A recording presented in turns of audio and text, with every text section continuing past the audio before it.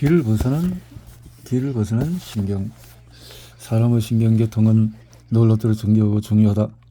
너는 고도를 발달했으며 신경은 그 내가 제대로 들어가도록 돕는다.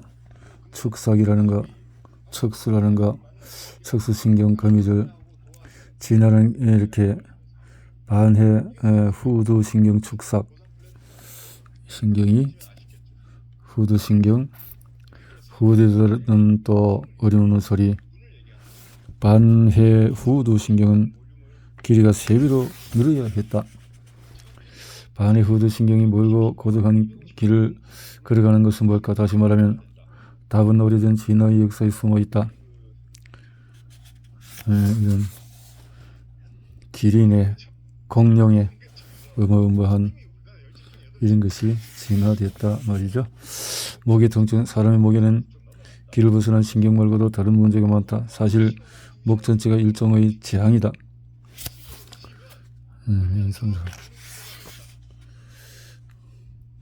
호흡 방식 때문에 우리가 얼마나 고생하는지 생생하게 체험하고 싶다면 튜브나 호스를 물고 호흡해보라.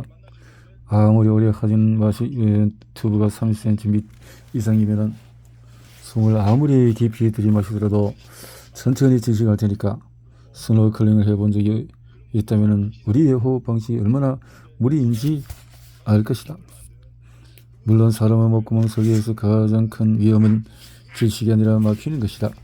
미국에서는 2014년에만 5천 명에 가까이 되는 사람들이 목이 막혀 죽었는데 대부분 음식물 때문이었다. 공기와 음식물이 들어가는 입구가 달랐다면 이런 일이 없었을 것이다. 모든 폐로는 기관에 이물질이 걸릴 수 있지만 사람은 목 해부 구조에 생긴 최근의 진화론적인 변화 때문에 더더욱 취약하다.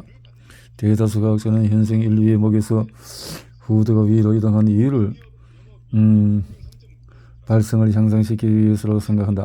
목구멍이 짧으면 연구계를 구부려서 훨씬 더 풍부한 소리를 낼 수 있는데 다른 요인과는 그러지 못한다. 실제로 오늘날 전 세계 언어의 모음 중에서 상당수는 사람의 독특한 목구멍으로 발성할 수 있다. 독특한 발성 능력에는 대가가 따랐다. 후두가 올라오면서 목구멍이 짜우러지는 바람에 음식물을 삼키다가 문제가 생길 가능성이 훨씬 더 커진 것이다.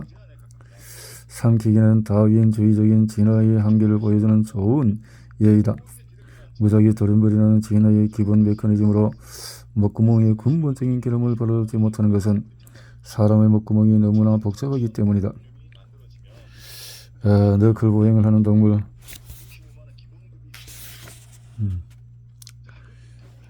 직립보행, 연골에서, 대퇴골에서 이렇게 심각한 사례도 있다. 전방십자인대라고 들어본 적이 있는가? 스포츠 팬이라면 들어보았을 것이다. 전방십자인대 파열은 가장 흔한 운동성애 중 하나이다. 유인론과 사람의 자연스럽게 서 있는 자세. 사람은 두 발 걸음 자세 때문에 서 있거나 걸을 때의 몸무게의 대부분이 다리뼈에 실린다. 이에 반해서 유인론은 대체로 다리를 구부리기 때문에 근육이 부담을 나누어 가진다. 전방십자 무릎 가운데 있으면서 대퇴골을 관절이 그것에 자리 잡고 있다. 전방십자인대는 윗다리와 아랫다리를 붙여두는 일을 전담하다시피 한다. 사람의 전방십자인대가 쉽게 파열되는 이유는 두 발로 직립한 자세 탓에 설계 하중보다도 훨씬 큰 하중을 견뎌야 하기 때문이다. 곧게 뻗은 다리는 정상적으로 걷거나 달릴 때는 별 문제가 없다. 그러나 방향이나 운동량을 급하게 바꾸면은 이를테면 달리다가 갑자기 멈추거나 빠른 속도로 방향을 틀면 갑작스럽고 심한 충격을 무릎이 견뎌내야 한다. 윗다리와 아랫다리가 비틀거리거나 벌어질 때는 전방십자인대가 두 뼈를 붙잡아 둘 만큼 튼튼하지 못하면 파열이 일어난다. 설상가상으로 인류의 덩치가 점점 커지고 있어서 갑작스러운 움직임으로 인한 부하를 전방십자인대가 감당하기가 더 힘들어졌다. 특히 운동선수들은 어느 때보다도 몸무게가 많이 나가고 빠르고 갑작스러운 체중 이동을 많이 하기 때문에 더더욱 위험하다. 이 문제를 해결하려면 몸무게를 줄이는 것 말고는 방법이 없다.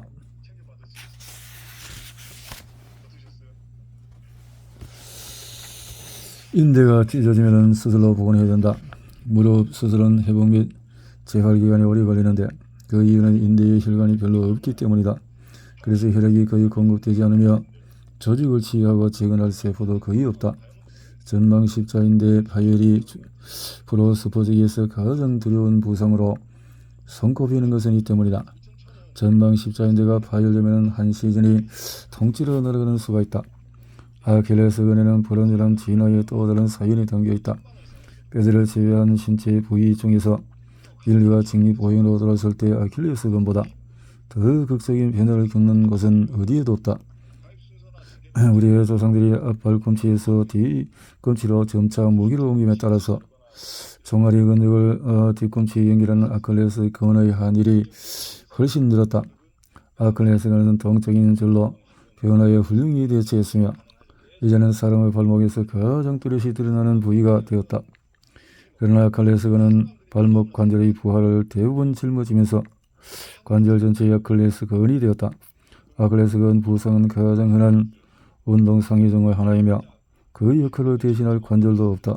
설상가성으로 다리 뒤쪽이 불쑥 튀어나온 데다가 아무런 보호도 받지 못한다. 아킬레스건 우리의 조상들이 똑바로 서서 걷기 시작하면서 설계 변경을 겪은 구조는 무릎과 발목만이 아니다. 등도 변화에 적응해야 했다. 아이러니하게도 자세가 곧아지면서 등은 구부러져야 했다.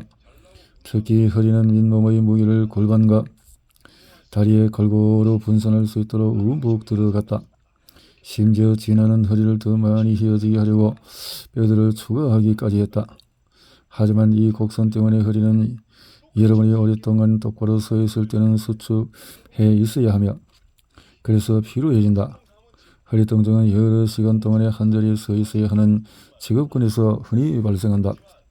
허리 통증은 여느 등 질환에 비하면 약과인데 그 중에 어떤 질환은 설계 결함의 직접적인 결과이다. 모든 척추동물은 척추에 척추뼈 사이의 관절을 연결하는 연골 추간판이 있다. 추간판은 단단하지만 압축성이 있어서 충격과 부하를 흡수한다. 고등고무와 같은 경도를 가지고 있기 때문에 등뼈가 유연하면서도 튼튼할 수 있다. 하지만 사람은 이 추간판이 곧잘 삐쳐나오는데 그 이유는 똑바로 선 자세에 걸맞도록 삽입되어 있지 않기 때문이다.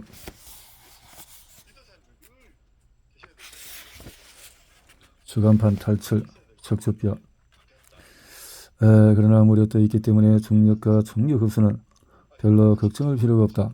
이에 관해서 포유류는 다리로 몸무게를 지탱해야 하는데 이 다리는 척추에 붙어 있어야 한다. 포유류마다 자세가 다르므로 몸무게를 등뼈에 분산하는 전략도 제각각이다. 그럼에도 등뼈를 윤활하고 떠받치는 역할을 그럭저럭 해나가기는 하지만 여느 동물의 추간판에 비해서 제자리에서 삐져나오기가 훨씬 더 쉽다. 사람의 추간판은 척추 관절을 가슴 쪽으로 끌어당기는 중력에 저항하도록 되어 있는데 이것은 내 발다리로 걸을 때에 알맞은 형태이다. 하지만 똑바로 선 자세에서는 중력이 척추 관절을 가슴 쪽이 아니라 뒤로 앞으로 당긴다. 우리의 조상들은 약 600만 년 전에 똑바로 서서 걷기 시작했다.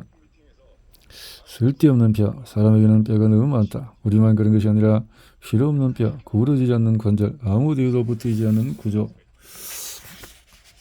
득보다 실이 많은 부속기관이 달린 동물이 얼마든지 있다. 이유는 폐와 발달 과정이 지독히 복잡하기 때문이다. 몸의 형태를 갖추려면 수천 개의 유전자가 시간과 공간에 완벽하게 저율대의 정확한 순서로 활성화되고 비활성화되어야 한다. 일정이 필요 없어진 뼈를 없애는 것은 스위치 하나를 누르는 것처럼 간단한 일이 아니다. 눌러야 할 스위치가 수백 아니 수천 개일 뿐만 아니라 유전자를 바탕으로 만들어진 수천 가지 구조가 망가지지 않도록 해야 한다. 자연 선택이 타자기 앞에 앉은 침팬지처럼 스위치를 무작위로 누른다는 사실을 명심해야 한다. 인간의 해부학적인 군더더기 중에서 가장 황당한 것들은 뼈대에서 찾아볼 수 있다. 손목을 예로 들어보자. 손목이 어느 관절이면 의심할 여지가 없다.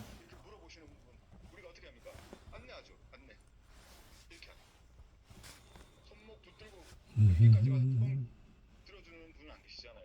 안내는 그렇게 하는 겁니다. 그게 바로 QI죠. 퀄리티 인바이트.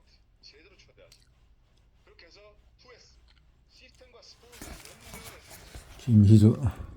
초대가 만만치 않아요. 몸뚱아리 놓고 보면은 도움이 되긴 하지만 하나하나 뜯어보면은 하는 일이 하나도 없다. 여러분의 손을 움직일 때 제자리에 있는 것이 전부이다. 우리 몸에는 근사하게 설정한 관절도 있다. 그렇게 듣고 이렇게 앉았어요. 오늘처럼 제가 또 이렇게 강사로 나서서 강의를 하죠. 우리 몸에는 그분 입장에서 들어보면 뭐야? 방금 내가 1시간 동안 들은 거 아직 그 얘기 이거잖아요. 그냥 듣기 싫어지는 거죠. 그래서 유니티 U자도 꺼내지 마세요 이렇게 얘기할 수 있습니다. 그래서 바로 연결했다. 그 스폰서 오징어 같더라도 연결을 주면 시스템이 잘 안내해 줄 텐데 그렇게 우리 어깨 관절과 엉덩이 관절을 생각해봐라. 손목은 아니다. 제정신에 박힌 공각처럼에는 관절을 설계하면서 개별적인 가동 부분을 이렇게 많이 집어넣지 않을 것이다. 사람의 발목도 손목처럼 뼈무더기다. 발목에는 뼈가 7개 있는데 대부분 쓸데없다. 발목은 끊임없이 몸무게를 지탱하고 몸 전체의 움직임에서 중추적인 역할을 하기 때문에 손목보다 할 일이 많다 하지만 그런 이유에서라면 관절이 더 단순해야 이치가 맞다.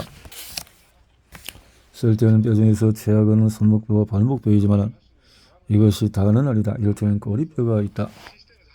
여기서 이렇게 있다는 거죠. 대다수 영장류를 비롯하여 거의 모든 척추동물은 꼬리가 있다. 대형 유인원은 드문 예이지만 유인원조차도 배아 등기를 시작할 때에는 꼬리가 뚜렷해 보인다. 꼬리뼈는 주변 근육 조직과 일부 연결 부위가 남아있다. 여러분이 기대거나 앉아있을 때 몸무게의 상당 부분을 지탱하기도 하고 인간의 해부 구조는 아름답다. 그것은 의심할 여지가 없다. 우리는 환경에 매우 훌륭히 적응했다. 그러나 완벽하게 적응한 것은 아니다. 사소한 흠이 남아있다. 우리의 조상들이 백신과 수술의 시대에 들어서기 오래전에 수렵 채집의 삶을 살았다. 진화가 해부 구조를 계속하여 완벽하게 다듬었을 가능성도 없지는 않다. 그러나 그 환경 또한 여러 환경처럼 역동적이었을 것이므로 진화는 지금의 결함을 다른 결함으로 대체하는 데에 그쳤을 것이다. 마무리. 디지털 지느러미가 달린 돌고래. 아이폰이 대표적인 예죠. 15, 6년 전에 아이폰이 나왔을 때 세상 사람들이 다 우습게 봤지만 세상을 바꿔냈어요. 그걸 시작한 사람들이 2.5%, 3%의 혁신가들이었죠. 여러분 혁신가가 되는 거예요. 유리팀 2% 알렸죠. 바로 우리가 그 혁신을 시작한 거예요. 용기 내서 시작해 보시죠. 마무리. 다리 지느러미가 달린 돌고래. 쓸데없이 뼈하면 우리 인간도 너무 어렵지 않지만은 현재 기관과 영혼의 뼈가 훨씬 더 적나라하게 드러나는 동물도 많다. 이를테면은 일부 뱀들은 먼 옛날에 팔다리를 잃었음에도 불구하고 여전히 골반의 작은 흔적이 남아있다. 이 쓸모없는 뱀 골반은 아무 데에도 붙어있지 않으며 아무런 역할을 하지 않는다. 다시 말하자면 그렇다고 해서 뱀에게 해가 되는 것은 아니다. 그렇다면 자연세적이 없어져 버렸을 테니까.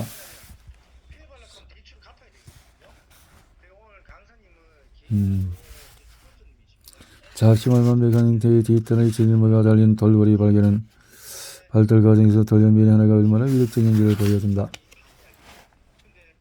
정성 큰 돌고래. 지느러미가 하나 더 달렸네. 돌고래 뒷다리미의 지느러미는 작은 변화를 통해서 서서히 퇴화하여 없어진 것이 아닌 듯하다. 돌연변이 하나가 결정적으로 작용하면서 한꺼번에 사라졌을 것이다. 있는 것과 없는 것의 차이점이 있네요.